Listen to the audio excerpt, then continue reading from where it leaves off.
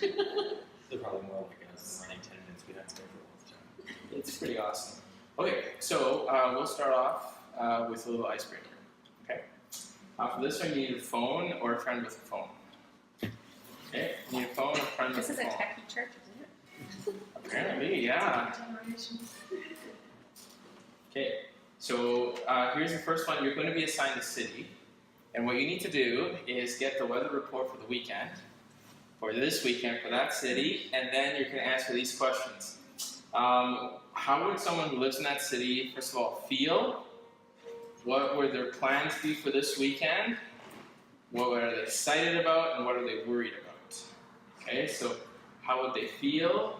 Plans for the weekend? Excited, worried. Sound good? Okay, go. So far, so good. Good tip, Google. Okay. Okay, you get St. John's, Newfoundland. Mumbai, India. How do you spell that? Mumbai. Paris, France. St. Petersburg, Russia. Buenos Aires, Argentina. Tokyo, Japan. It's raining in Mumbai. Is it raining tomorrow? Yeah, look at. Oh wow. That's how you did it. Smart. Wow, fantastic. Yeah, that's what I did too. Don't forget Google.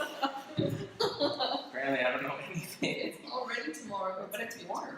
Very warm now. Yeah. Cool. Okay. We'll start with. Should we start with the first person assigned, or just whoever wants to go? The first person really wants to go. No, I had St. John and then her Mumbai came. We're connected, so it might. Oh, is that? It didn't work. It's when romance is in the way. I just added a new to my list of already like, Okay, 6 weather. cities that Yeah. I have in my weather. Yeah. Nice. Okay. Yeah. Let's do a random. If you're ready to go ahead and share. Okay, it's 29 all weekend in Mumbai with drizzle. Drizzle. Okay. What was the question? What are they doing this weekend? Yeah.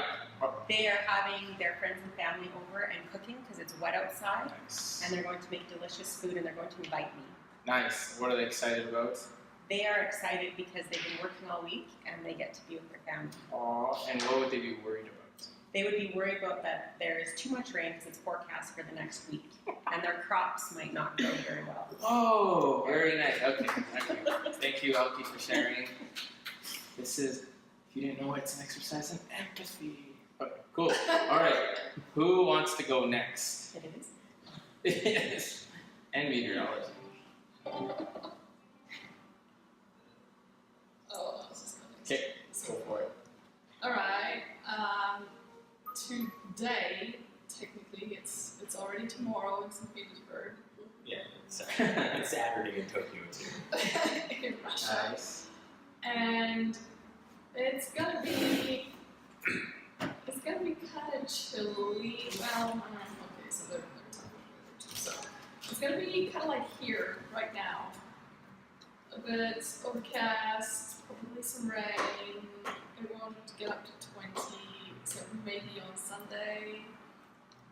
So What are their plans? let's see, Saturday. Former communist country. What do the communists do? Being insane, They probably. Wait, Sharing Saturday. They're everything. probably still all going to work. They get days off. Oh, Alright, so We are tomorrow, their neighbor. today, technically speaking, right now, They were they're moms. also gonna go to work because they all work on Saturday because it's a communist country. Sunday they get time off and then they'll go to the park because they're Russian and it doesn't need to be 20 degrees for them to be outside. all right. What are they excited about? Sunday and getting off work. And what are they worried about? Maybe that the boss will call me anyway. Like who? Oh, right. Yeah. Okay. Cool. Okay. Thank you for sharing. Anybody else want to share their weather report? Okay, tomorrow it's going to be 27 in Paris. Wow. Sunday it'll be 29. So it's going to be hot. So people are gonna spend time outside, doing whatever they do, having coffee at a cafe. Oh, Typical Going for What? Paris. This is Paris, right? Going for walks, Cigarettes, vineyards, maybe? and wine. Is that what What are they worried about? A terrorist attack? Actually, yeah, that's real. It is real. Yeah. But it's true, it's true. It's true. Okay, so they were excited about the They- cafe, right? Yes. Good stuff. All right, who's next? Oh yeah. St. John's, Newfoundland's currently raining, and it's gonna rain tomorrow, and really windy. They're excited about it. 18 degrees though. It's a little hard, of course. So they're gonna be, if it's too windy and miserable to go out on the boats, they're gonna be mending the nets, Yeah. Kiss the preparing bride. the lobster traps. What are they excited about? They're excited. Can't think of any. No. They're excited that Tuesday there's a chance of sunshine. Yeah. And what are they worried about?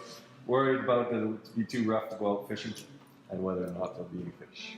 It's awesome. Thank you. I feel like I was there. All right. Well, it's 27 in Tokyo, but it's cooling off for the weekend a little bit, down to 25.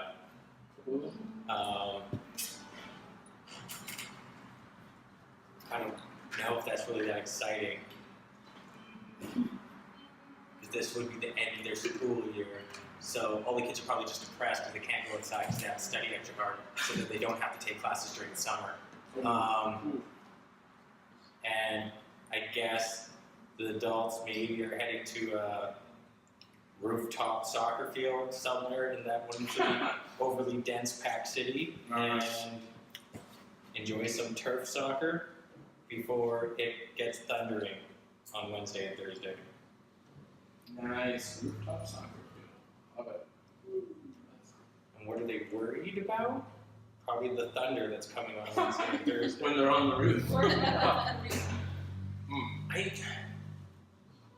Probably not Tokyo. That'd be more. Sad. Tokyo's pretty sad. It's a small They'd be like, bunch of islands. What are we talking about? yeah. They're worried about North Korea. But Tokyo also has like, technically, actually one of like the most advanced military forces in the world, and they're like the 5th largest military force. But they're isolationist, and due to rules at the end of World War II, they've never been allowed to build a military force that would operate off of Japan. So all of their military force is at home in Japan and on boats right off the shore of Japan. So like they have a pretty hefty force in play there, and the Japanese people really love their military actually. So Almost like they're fighting a sea monster. almost like they're ready for it. Anyway. Almost like, doesn't Godzilla flatten Tokyo at least 5 times? Yeah, except for in modern day, he seems to want to attack the United States, so they're all good. Okay, Stephanie. You had Argentina, right? Yeah, Buenos Aires is going to be 18 degrees and sunny tomorrow, and 17 on Sunday, sunny again, so they're happy about that because it's a nice winter day for them. Oh It's yeah. winter? Oh. And Southern Hemisphere. yeah, because it says during the hot, humid summer months of January and February, most locals leave the city, go on vacations or business and stuff. So peak visitors time is March to May. Oh. So that's the fall months. It's a fall, March to Is that the only Southern Hemisphere city that we have? Mumbai. I'm going. Mumbai is in India, which is It's in India Well, somewhere. Does the Himalayas or No. Isn't India not really like it's pretty close to not being really northern or southern? this is turning into It's a research pretty project. equally. Did you do one? Let's look at Google Maps. Did you do one, Moses? Pretty sure You did? like I'm a the Middle East. North Okay, we just Africa, wanna North hear your Africa's the equator. No way. No, it's not. Be real. Okay, can I pick one for you? Okay. Okay. Yeah, the Oh, equator but my is phone's over there. right through the middle of the Sahara What? Desert. No, it doesn't. I thought it was in the dead zone. Okay. India's in the northern hemisphere. Yeah. Most definitely in the northern hemisphere. Mostly in that mess in the northern Yeah. hemisphere.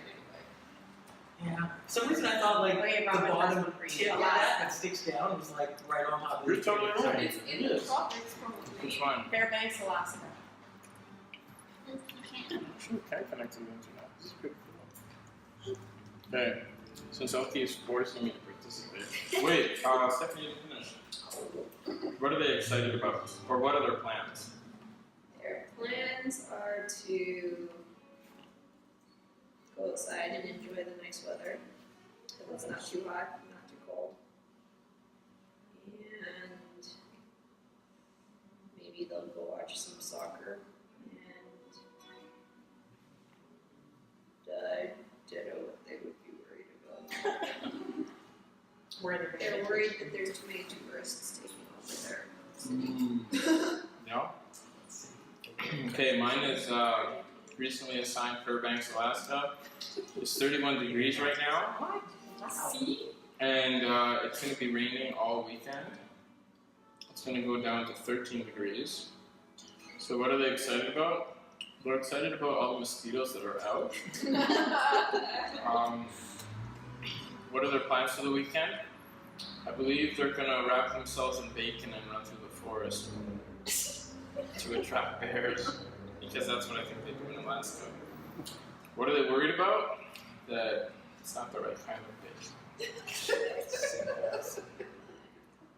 Very good. But anyway, okay. Thank you everybody for sharing. I forgot to pray. Let's pray. Dear Jesus, just want to thank you, Lord, for this group of people here that are interested in learning a little bit more about small groups. Pray, God, that we may have a meaningful, practical conversation. We love you so much, Lord. In your name we pray, amen. So that's kind of the first part that we do with small groups.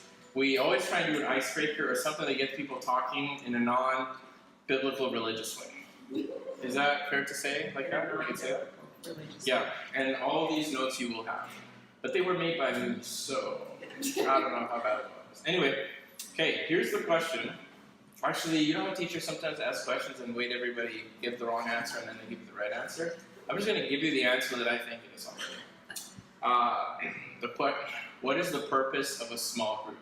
I think we all walk around with a certain idea. Some people walk around, purpose of a small group is to meet friends, make friends. Okay, somebody said purpose of a small group is to get rid of Tuesday's leftovers. Purpose of a small group, and the list goes on and on. For our purposes, we have a very direct purpose. It's purpose of a small group is to make mature disciples of Jesus. That's it. Just move someone one step closer to Jesus. That's all it is. And all of that, food, jokes, study, whatever we do, the whole idea is to move them one step closer to Jesus. Does that sort of make sense? I think in your notes I actually put our mission statement too, which we kind of changed to encourage storytelling disciples. And especially with our new curriculum, which is going to get people out there telling a story. Cool, okay. So here's the basic model that we use for our small groups that we do. We do a two-person approach, okay? Two-person approach. I feel that if one person does the whole thing, it can get pretty strenuous, okay? So we have two people. We have a host and we have a leader. One's not better than the other, but the host is totally better. Okay, a host and a leader. And what the host does, the host doesn't do any talking, by the way. The host does like real work. The host provides the house and the snack or food. That's it. Another way of putting that is the host organizes some kind of a roof material and some kind of snack. Another way of putting that is the host organizes a location, and sometimes you could be outdoors, and sustenance. Okay? And this is not an easy job. It's usually hosts that we're lacking. There's lots of people that can talk on the side of their mouths. It's hosts that we really need, which is actually taking time to, provide the food and provide a location. Because something that comes with location is people feel compelled to clean their houses. And you don't have to, but it always happens. Okay, so that's what the host does, and we always like splitting it up. The host does that, and this is what the leader does. The leader is the one who leads the discussion. Okay? This one's going to sound really, really dumb and obvious, but a leader needs to prepare ahead. If you're reading the question you wrote for the first time in front of people, everybody can tell. Even if it was that day, take 30 minutes to prepare for what you're going to do. And we'll get into detail about that. So the leader prepares, meaning that whatever content we went through, it would have made an impact on the leader. If it makes zero impact on the leader, then it's like, what's the point? Then it means it's actually not a good curriculum. And if that's the case, if that happens on a regular basis, let us know and be like, oh, that was garbage. Okay? The second one that the leader does is, this is again kind of an obvious one. They lead. They lead the discussion, which means that occasionally they're going to interrupt and engage in different ways that we'll talk about. Because the last thing you want to do is start a discussion and then leave. Because what happens is just like the dominant personalities take over, or the person who had a bad week and they take over, and then it was just a gripe session, which there's nothing wrong with that, right? But a little bit of it, in balance, right? So the leader leads the discussion. Their main goal really is to make people comfortable in the group, to create a safe place for people to talk. Okay, making people comfortable is making shy people comfortable. That's a big thing. This is one of the reasons why we do small groups. Because in a big group, a loud person doesn't care. They'll talk in a loud group, they'll talk in a small group, but a shy person will only ever talk in a small group, and only will talk in a small group that's shepherded, that's protected. Does that kind of make sense? Yep. Okay? Some people, some leaders I've met will grab a shy person and always like, what do you think? What do you think? And that's too much. We're not actually there to change their personality. We just want them to know that they're included in this and their opinion is valuable. Sort of? Okay. Let me see. Yeah, you quiet down the loud people. Actually, don't quiet them down. You can't quiet down loud people. It's impossible. All you can do, the best thing you can do with loud, confident people is get them to think of others. That's all. Get them to empathize with someone who may not necessarily have their personality. How would they feel? And I feel like that just gets them out of their space. And what did I say? All right, so providing the safe environment for sharing. This is one of the things that we do with our groups, is right at the beginning, you say, whatever you're going to share at small group, and there's a couple of options, whatever you share at small group will remain confidential. Okay? And this is tricky, because at the beginning, you have to choose if your group is going to be a closed group. Which means you invite a pile of people and then you say, now invite nobody else. This is the group. If you have a closed group, you can be really good with confidentiality. If you don't have a closed group and you keep inviting people, and this is a decision up to the leader, if you keep inviting new people, confidentiality is not going to happen because there's new people coming. Okay? Hey man. Sure. One of the things to say about confidentiality is if people, and this I'm legally obligated to mention this to you, if people say they're going to harm themselves or others, as the leader of the group, you're obliged to tell the authorities right away. No exceptions.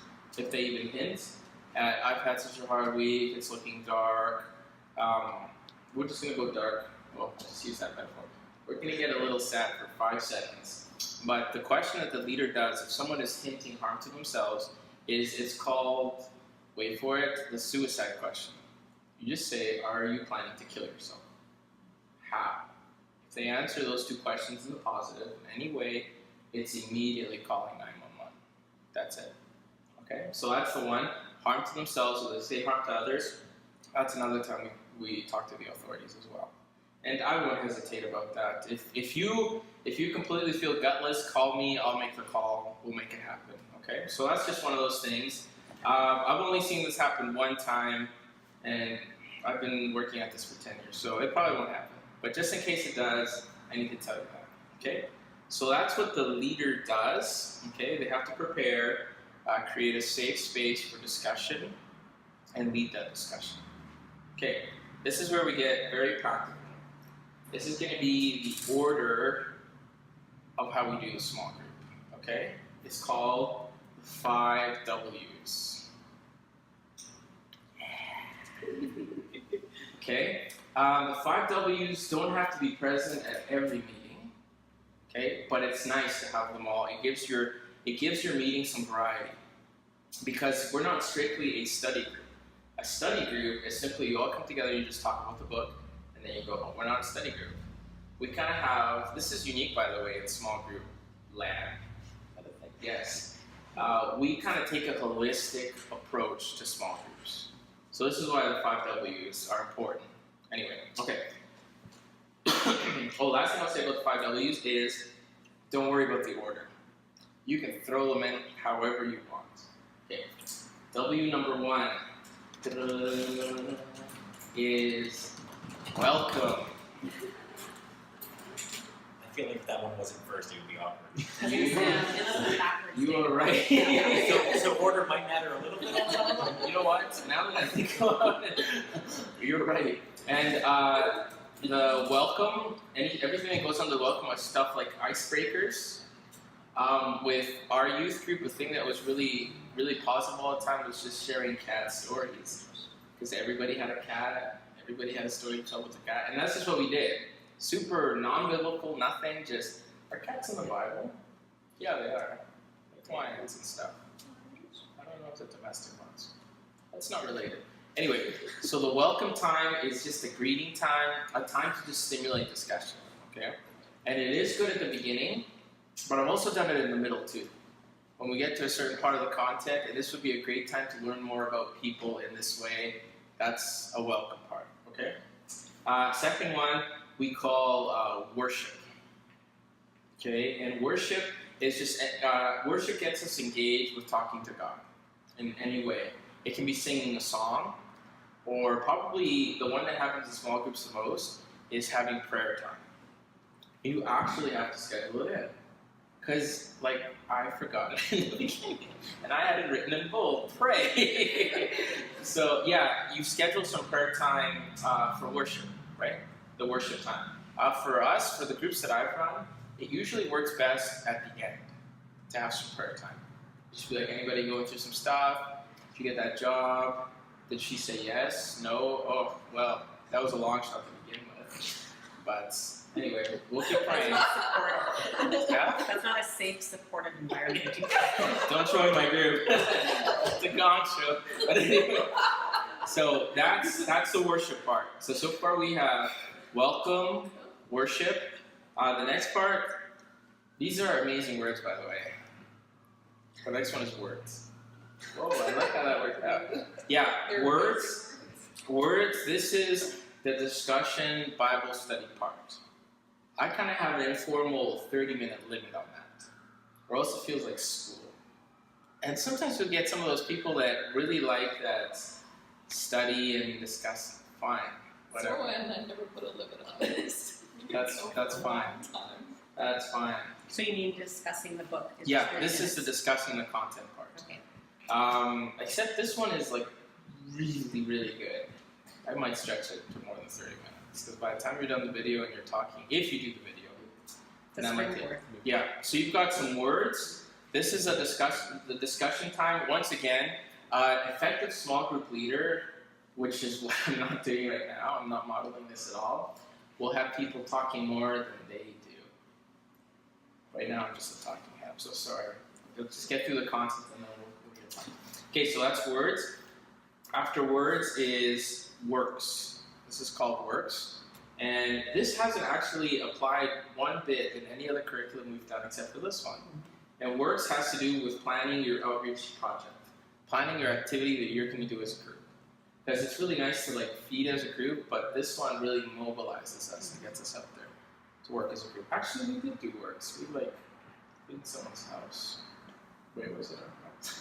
Okay, after works, this is the most important one. So we have welcome, worship, words, works, and then the last one. You cannot have a small group meeting without this one. It starts with a W. Second letter is A. S. T. I. Wasting time. I used to say washrooms. Well, hey, you know what? You've got a good point there. Yeah, wasting time.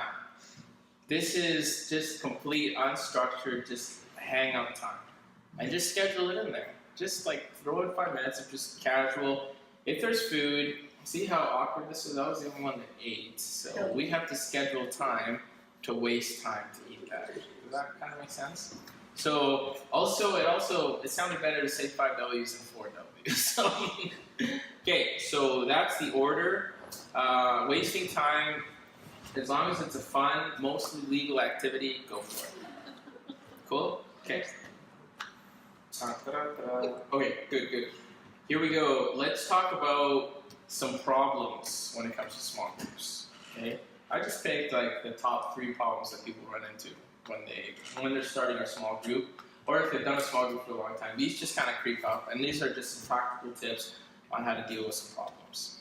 First one is, how do I create a small group? That's kind of a problem. If you go home and it's like you and your cat, you technically a small group, but not really. Okay, so how do we create a small group? Things that we've done at Epic is we've done a sign-up sheet in the back where you put people's name and meeting time. That's been a total failure. That has never worked. We're going to do it again, symbolically. So people are like, oh yeah, look at that, they're so organized. It never works. It's just going to be wasting paper. But people get upset if it doesn't happen. Okay, this is the only thing that's ever worked to get people to do your small group is when you sit at Epic, when you eat at Epic, you actually are sitting beside people. You're already connecting with people.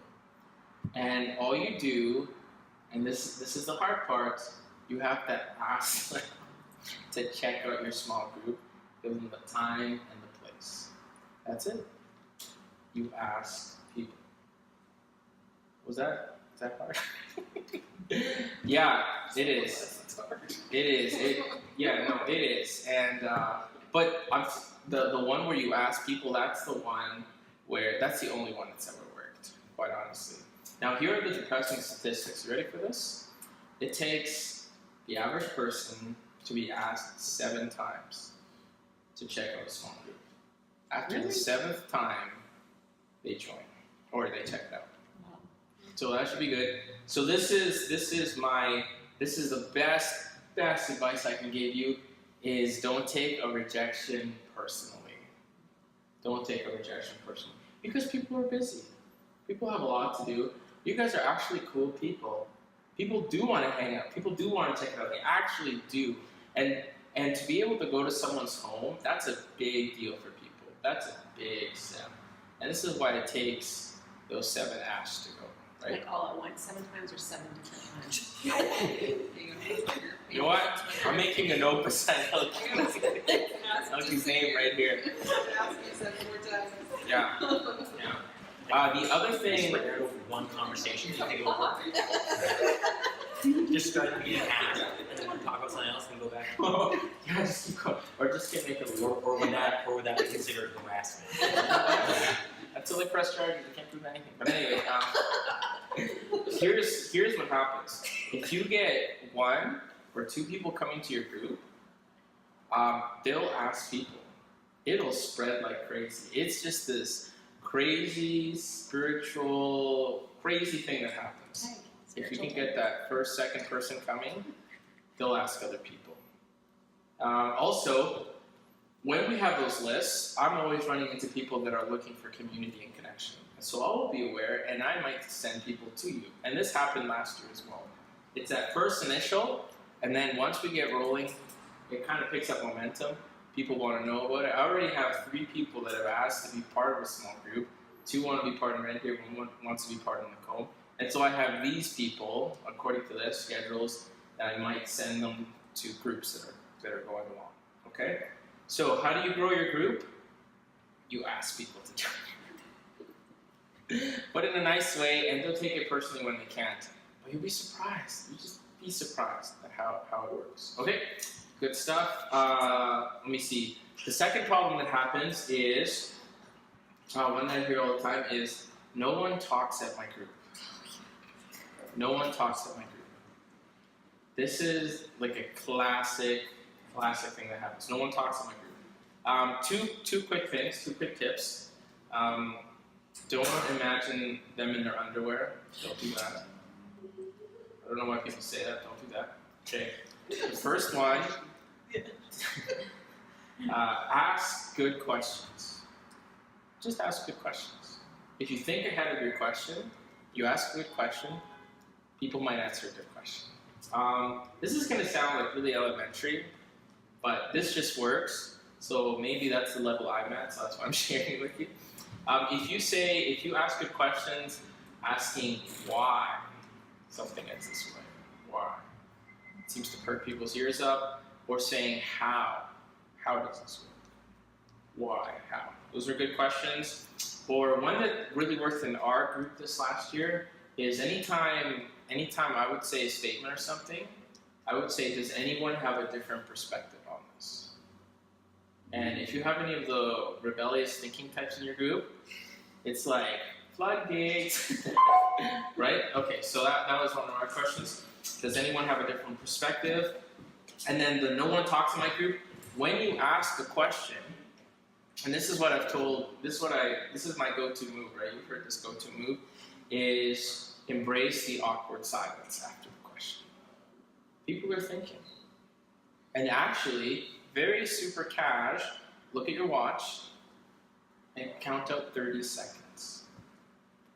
Just, if you ask a good question, why did that happen?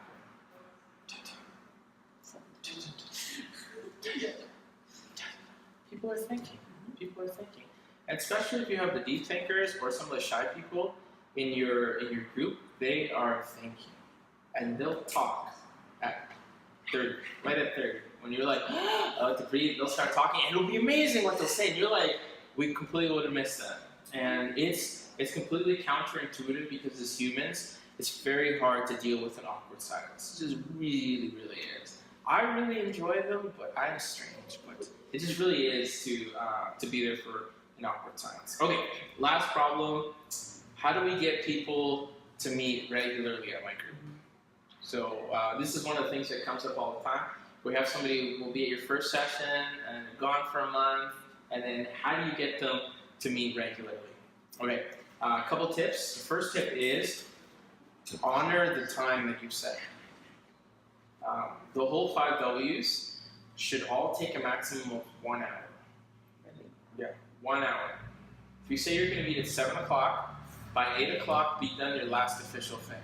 If they want to hang out after, that's totally fine, but make that a non-committal thing.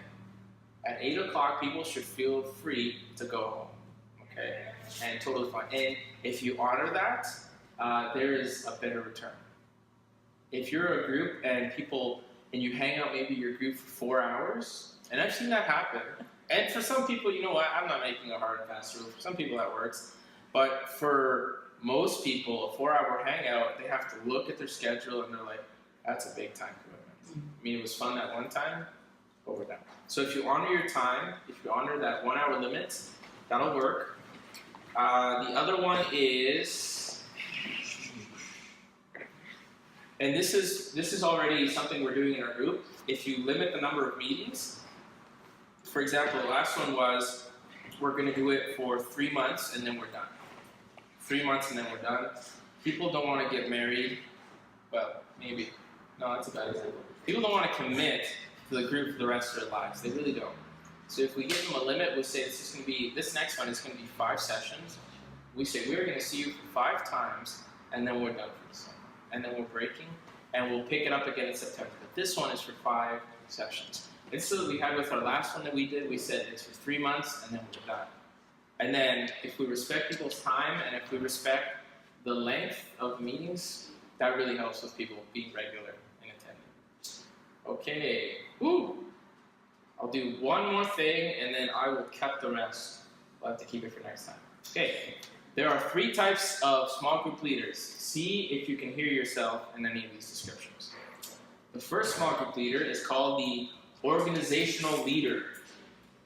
Their goal is to make sure the group starts on time, ends on time. This person spends a lot of time making lists in their personal time, creating schedules. They love leading meetings. This person, I won't read that one. Okay, so this is the organizational leader, okay? Any of you guys feel guilty when I read those things? Cool. All right. Second one is called the educational leader. Their goal is to make sure that the group is gaining knowledge. This person will spend a lot of time preparing for the Bible study portion. If you look at their shelf, it's full of commentaries, study Bibles, and other books. This person will often spend up to 10 hours preparing for the teaching part of the message. People would describe them as theologians. Oh, that one Is that hit you? home. Yeah, that one hit home. Okay. The last small group leader is called the transformational group leader. Their goal is to see group members become more like Jesus. This person spends much of their time simply meeting with group members in different settings, studying the Word enough to help people in their daily walks with God. Their goal is to get them closer to Jesus by the time the meetings are over. Which one do you guys think is the better leader? Well, the Jesus one is the right answer. Jesus is always the answer, yeah. You pick C, so. Yeah. So, like we said, all the other parts are really good. It's good to have content, to learn something. It's good to start on time, make it all scheduled, all that. But that's not the point. The whole point, it always comes back to people coming one step closer to Jesus. That's all it is. This is all just a huge excuse to do that one thing. Okay, let me hand out the notes here. Can't you have like a little bit of one, a little bit of another?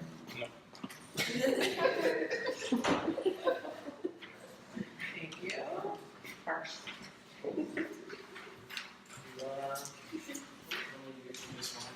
I was gonna say, I used to the Jesus one. I was like, which one? There could be B or C. It could be A. Because he definitely got out there and just lectured for a long time. It was like, somewhere on the mouse. I would say that was a short one. That's true. Like, But Jesus also showed up at the right time. Got a good point. Okay, so this is our material. I've left very little time to talk about it because it is so good, just by itself. We have enough materials here for 3 small groups to be running. And through pirated means, we could have way more. I'm just saying, they're already on my computer, but it doesn't matter. You should cut, like edit that part of the video. I mean, we're totally joking. friends in low places. I don't know. I've never seen a pirate.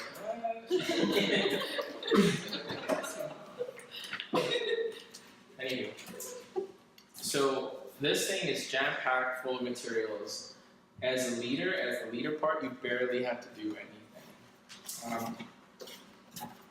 Everyone in your group, so when we divide our groups, we'll actually give the books to the group leaders. We tried it one time when we gave out the books one Saturday morning and then said, enjoy in a small group. And no one did it, and we never saw the books again. And they were just gone. And that was cool. I hope they got a lesson. But we find this way works a little bit better. We'll give the group leaders just as many books as they need. We'll just keep buying. It's just money. They keep printing more of it all the time. First off, the book is a really good read. Oh, this is what the paper version feels like. Is it one of Don't those look like like paper book. sticky feeling covers? If you give me a paper book, I'll never read it. But if you give me like an ebook, anyway, so the goal is people can kind of be reading this while they're going along. It's not necessary completely that they keep up with this in order to understand the content. It is. But this is just a really good book. This is kind of 5 sessions. You pop it in. They're 10 minutes long. Actually, 10 to 15 minutes long. And he'll just talk about something. He's a very good speaker, Bob Goff. And if you read the book, you'll get his whole story. Very incredible stuff. So you can pop it in your DVD player. You guys still have DVD players? It's called an Xbox, right? Yeah, there you go. Okay, so we might have to hook you up digitally. Or Yeah, the computer, Oh, we're that's good. this guy. Yeah, no. I Oh. don't have a DVD player. We only have a Blu-ray player. oh, good. Yeah, yeah, you'll be fine. I don't I should have so. one of those. The study guide is actually quite good. I think it's a lot to get through. What I would recommend as a leader is you just pick 5 or 6 questions that kind of stood out to you, and if you're not going to show the video, then go through the whole study guide. You have time. But if you are going to show the video, just pick a couple of questions to go through with the group. Okay. So that'd be the study guide. This is why this one is so good, because for the work section, it actually comes with an action guide, which already comes with suggestions on what you can do that week as a group. And there's always like a hardcore suggestion, middle core, an outer core. What? It's different levels of challenge. Yeah. Oh, yeah. Thank you, Will. Thank you. I'll look you up. We don't know. Oh, we're doing it. Sure. just press it. So this is the work section, and for me the most impactful part of this whole program. This is a great book. This is a great study guide. Great speaker. This is the best part of the whole thing. We should have just bought this. We should have just bought one and photocopy. This one is what has your group doing something active. Only 10% of it, because that's fair use, right? Yeah. So is this part of your 1 hour? Because some of that stuff. Yeah, that's what I was just. No, this would be outside of the Okay. hour. So Well, you're we're- actually meeting twice a week, essentially. Well, we're Or is actually that gonna. the This is one of those things that we do need to figure out. Kind of off the top of my head, what I was thinking is we won't do any scheduled outreach for the next 5 sessions as a church, and your outreach will just be through your group. Whether I would recommend doing it like Saturday or something, just like after church or come to do that. Is that in my mind, if we did outreach like that all the time, I think it would be way more effective and way more fun. More people could get involved. We can keep using the ideas because there's more ideas in there, right? There's 15 Yeah, ideas. In yeah, there. more than you can do.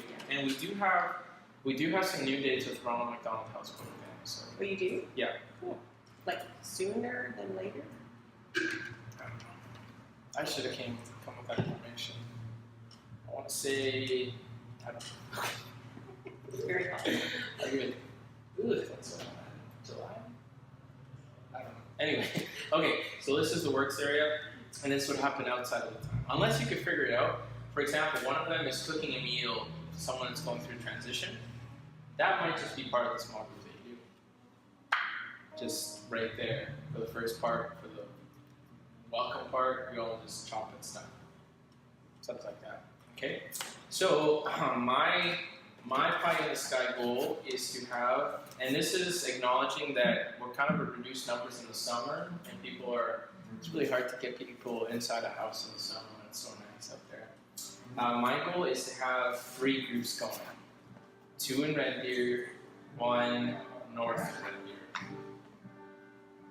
Comish, Black Baldish, somewhere in there, in a field, just north of Red Deer. And if we think we need more, then we can work with that. Okay, so remember how I talked about asking? Here's the ask. Who would like to be a small group leader / host?